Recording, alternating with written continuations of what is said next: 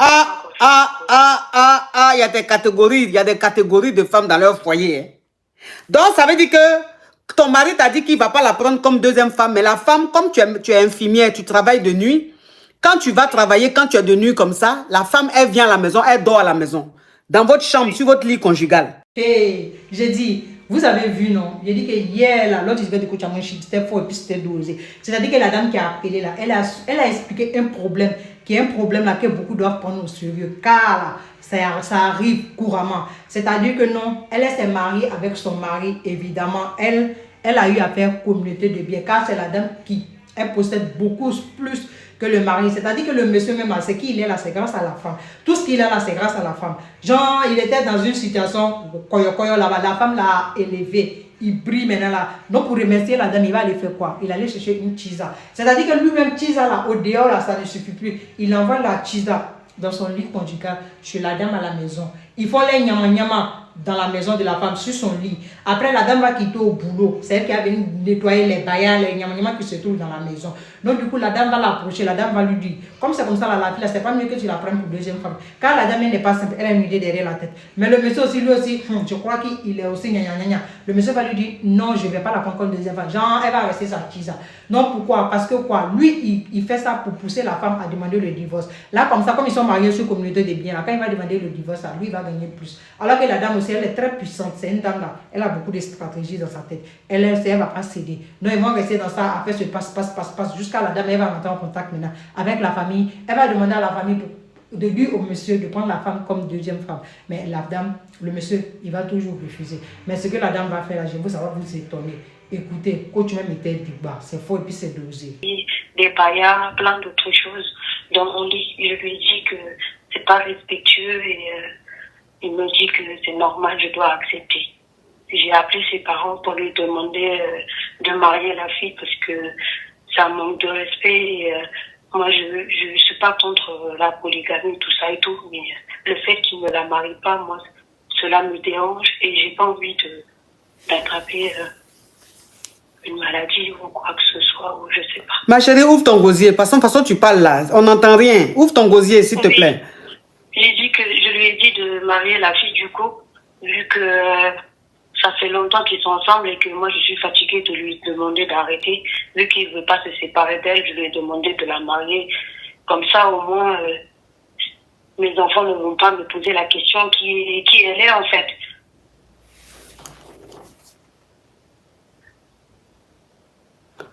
Et quand tu viens le matin, tu trouves tout ce qu'il y a à trouver. Parce qu'elle a dormi là, donc forcément ils ont grès. Donc tout ce qu'il y a là, tu trouves, tu enlèves, tu nettoies, tu refais la chambre, tu changes le drap. Et toi maintenant, tu as appelé ta belle famille, tu as dit, demandé à ta belle famille de dire à ton mari de prendre cette fille-là, de la marier. Parce que le fait qu'elle ne soit pas sa deuxième femme, parce que toi tu es pour la polygamie, le fait qu'elle ne soit pas sa deuxième femme et qu'elle soit sa kisa, tu vois ça comme un manque de respect. Au moins si la marie, qu'il la légalise, ça au moins c'est comme te respecter. Mais ton mari veut rien savoir, il veut rester avec elle comme ça sans la prendre comme deuxième femme. Oui, ma coach. Mais il y a des femmes qui sont... Ma chérie, ta douceur là, tu viens de ça, tu as enlevé ça où? Ma coach, j'ai parlé, j'ai pas envie de divorcer ma coach. J'ai parlé, on a beaucoup de biens ensemble et j'ai pas envie, même si je veux divorcer, ça sera pas maintenant. Donc, je préfère que ce soit quelque chose qui est, on va dire, propre, que tout le monde est au courant, toute la famille, les amis, tout le monde savent. Donc, je préfère qu'on dise, il va voir sa co-épouse qu'il va voir sa maîtresse, vous voyez. Ok. Tu préfères que les proches disent que ton mari va voir sa co-épouse plutôt que de dire qu'il va voir sa kisa. Toi, tu préfères entendre co-épouse plutôt que kisa. Oui. Je ne sais pas si je dois appeler la fille pour lui dire, de dire à mon mari de la marier ou de dire à la fille, il ne va jamais te marier, donc tu perds ton temps, ou je sais pas ma coach.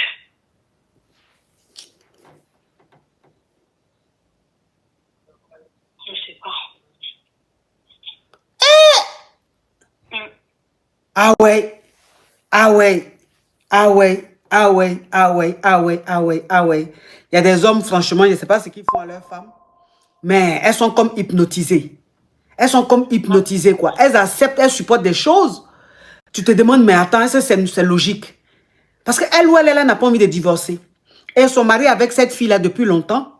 Donc, lui n'a pas envie elle n'a pas envie de divorcer. Donc, elle préfère que le monsieur marie la fille. Comme ça, au moins, elle est dans son foyer, elle est tranquille. En fait, je ne veux pas divorcer maintenant parce que on a fait communauté de biens et comme j'ai plus de biens que lui dans le ménage, je ne peux pas partir comme ça, ma coach. Ok, donc vous êtes mariés, vous avez fait communauté de biens, tu as plus de biens que ton mari. Exactement. Ok, c'est pour ça que tu ne veux pas divorcer. Voilà. C'est pas parce que je suis hypnotisée ou quoi. J'ai plus d'amour, j'ai plus rien du tout. Depuis que je sais qu'ils sont les conjugales. Mais le problème est que il y a beaucoup de maisons en jeu, plein de choses en jeu qui font que je peux pas prendre mes affaires. Même si je sais qu'il me pousse à faire ça, je ne vais pas le faire, ma coach, parce qu'il n'avait rien du tout. Ok. Donc, dans le comportement de ton mari, tu as l'impression qu'il te pousse à divorcer. Oui. Voilà, tu sens qu'il te pousse à bout pour que tu divorces. Parce que si vous divorcez, il aura plus, puisque c'est toi qui as plus de biens. Voilà, sauf que moi, je sais que la polygamie, c'est interdit en France. Maintenant, je veux qu'il la marie comme ça. Moi, je veux pouvoir faire des dossiers pour dire que, comme il a marié la fille, maintenant, je divorce parce que ça, et comme ça, il ne touchera rien. Vous voyez, ma coach? Ah ouais. Je comprends maintenant. Je comprends. Elle est très intelligente. Elle est très, très intelligente. Elle est très intelligente. Vous voyez ce qu'elle dit? C'est très, très, très malin Elle est maline, ouais, elle est maline. Tu es très intelligente. Comme elle a plus de biens que le monsieur. Parce que quand elle a connu le monsieur n'avait rien. Elle avait déjà des biens. Donc, quand ils se sont mariés, elle a eu beaucoup de biens. Vous comprenez un peu? Et le monsieur, il n'a pas de biens en tant que ça. Donc, le monsieur, il la pousse à bout pour qu'elle divorce. Il fait des choses pour qu'elle se fâche, pour qu'elle divorce. Comme ça, il aura la moitié des biens de la fille, puisque c'est communauté de biens. Donc, elle, maintenant, elle ne veut pas divorcer. Elle dit que depuis que elle sait que son mari amène sa Kiza dans le lit conjugal, là, elle a enlevé son cœur sur lui. Elle ne l'aime plus. Elle est dans le foyer comme ça. Vous comprenez? Mais elle ne veut pas divorcer parce que si elle divorce, le monsieur aura beaucoup de biens d'elle, puisque c'est elle qui a plus de biens dans le mariage. Donc, elle garde son sang-froid. Maintenant, comme eux, ils sont en Europe ici, elle et son mari sont en Europe ici. Vous comprenez un peu? Elle et son mari sont en Europe ici. Donc, elle, maintenant, elle veut pousser son mari à épouser cette fille-là dans le pays là-bas où ils sont. Comme ça, elle va prendre les preuves pour demander le divorce en France. Puisque ici, en France, la polygamie n'est pas légalisée. Donc, elle demande le divorce parce que son mari a marié une autre femme. Ah ouais, tu es très maline, ma chérie. Tu es très maline. Bravo. Bravo. Tu es très maline. Tu es très maline. Bravo à toi. Ouais. Et comme je sais qu'il n'est pas parti à l'école, donc je veux savoir si j'appelle la fille pour lui dire demande-lui de te marier et tout. J'accepte tout ça et tout. Que la fille, ça va la chauffer, comme ça elle va accepter et puis elle va lui demander lui de la marier et comme ça ma coach. Donc ça veut dire que ce que tu veux faire, comme tu as essayé du côté de ton mari, tu as essayé du côté de ta belle famille, ton mari est catégorique, il ne veut pas marier la fille, et puis lui, le monsieur, il ne veut pas marier la fille, il ne veut pas prendre la fille comme deuxième femme. Tout ça là, lui aussi, c'est stratégique aussi. Donc lui aussi, ça veut dire que lui-même, il est dans les calculs. Il est aussi dans les calculs. Donc toi, maintenant, ce que tu veux faire, c'est de rentrer en contact avec la Kiza de ton mari, essayer d'être cool avec elle, et puis la motiver à se marier avec ce monsieur-là. C'est-à-dire que faire tout pour que elle impose ça, ou bien elle lui mette la pression pour qu'il la marie. Oui. Ah ouais. Elle est maline, mais lui aussi il est malin. Elle est maline, mais lui aussi il est malin. Parce qu'il sait, il est en Europe ici, il connaît les lois. Il connaît les lois. Donc lui-même où il est là, depuis il ne veut pas marier la fille là. Il sait pourquoi. Il sait pourquoi. J'ai lancé un détective pour que, même s'il n'accepte pas le mariage, pour qu'il la prenne en photo, le temps qu'elle arrive chez moi et tout. Aujourd'hui, j'ai installé des caméras et tout. Comme ça, j'ai des preuves comme quoi elle vient chez moi, tout ça et tout. Ouais. Non, ma chérie.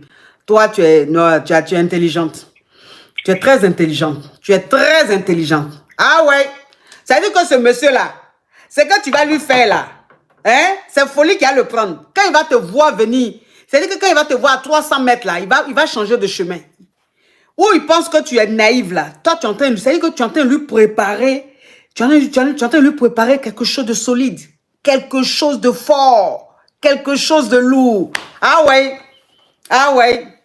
Ah ouais. On dit la caméra ne marchera pas. Ma chérie, on dit devant la loi, la caméra ne marchera pas. C'est-à-dire que on n'accepte pas. Mais pourquoi la caméra ne marche pas? Si elle monte à la justice, on n'accepte pas les caméras.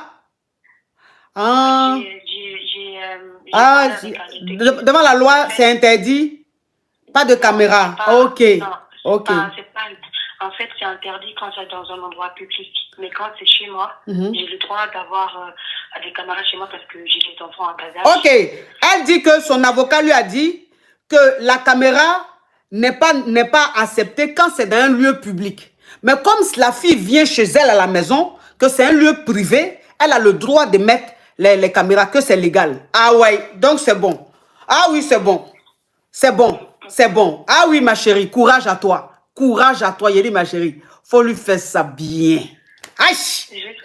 Yedi, faut faire ça bien. C'est plus qu'une bonne idée. C'est plus qu'une... Yedi, il faut lui faire ça même. Et puis quand tu finis tout là, quand tout est fini là, faut appeler dans l'émission, tu vas nous faire le compte rendu. Parce qu'on veut savoir la suite. On veut savoir la suite de ça là. Ah oui, je serai contente. Ce jour-là, c'est Champoupou, je vais prendre. Ce jour-là, quand j'ai fini mon live là, je prends Champoupou en même temps. Regardez-moi ce criquet, ce carabe. Toi, c'est-à-dire que la fille même t'a pris. Tu n'avais... C'est-à-dire que les pantalons même que tu portais, chemise, habits même que tu portais là, hein? Non-name. Des non-name. Large, on dirait éventail. La fille là t'a pris. Odeur même de sel. Odeur de sel. Et que quand tu dis, oh, quand tu dis bébé, viens, je t'attrape. Ce qui sort là, c'est pas bon. Dégâts, dégâts, dégâts, dégâts, dégâts. Quand tu dis, viens bébé dans mes bras, dégâts, dégâts, ça gâte, ça gâte. Quand tu dis bébé, bisous, oh. On dirait même que c'est Chacal qui dit, oh, viens faire bisous. Mais la femme là, elle dit non, c'est la femme qui fait l'homme. Je vais prendre pour moi là, je vais le nettoyer, je vais le laver, je vais le cirer, et puis il sera mon mari. Elle te prend, elle te nettoie, elle te scie. Tu aujourd'hui là, grâce à cette femme là, tu portes chaussures qui est en cuir. Aujourd'hui, grâce à elle, tu sais ce qu'on appelle chaussures en cuir. Grâce à elle, tu sais ce qu'on appelle chaussures en cuir. Avant, tes chaussures que tu portais, c'était en carton. Le genre de chaussures, même quand il pleut. Parce que peut-être que vous ne connaissez pas les chaussures en carton là. Et que quand il pleut, c'est que tu le vois dehors, quand il pleut là, la devanture de la chaussure est ouverte comme ça. Les chaussures en carton là, pluie n'a qu'à toucher. La devanture devient, ça veut dire que devant là devient épais. La première pluie, la chaussure devient épaisse, donc devant là devient lourd. La deuxième pluie, ça commence à se décoller. Donc ça veut dire que le temps même il va arriver chez lui à la maison, le talon même est resté sur la route. Est-ce que vous connaissez les chaussures en carton? Le talon de sa chaussure là, de sa paire de souliers là, c'est resté sur la route. Le temps il va arriver à la maison, il est en ballerine. On peut sortir en paire de souliers et puis rentrer en ballerine quand il pleut. La fille a dit, oh, tu es mon mari, tu dois être à mon niveau. Je vais te débarrasser des chaussures en carton. Des parfums même Aruna. Parce que ce genre de parfum même, ça dit que tu mets le parfum. Le gars, il met le parfum. Quand vous avez rendez-vous, odeur du parfum, tu finis, tu as sinusite. Elle dit non, c'est pas grave. Tout ça là, j'enlève, je jette. Je t'achète des chaussures en cuir. Je t'achète des bons parfums. Je t'achète des chemises. Parce que les chemises même, les jeans même qu'il portait là. C'est que le jean, vous avez déjà vu jean qui pèse 10 kilos. Jean, lui seul, on le met dans valise, il remplit valise. Un jean qui fait 10 kilos, vous avez déjà vu ça? C'est les jeans comme ça, il portait, c'est épais.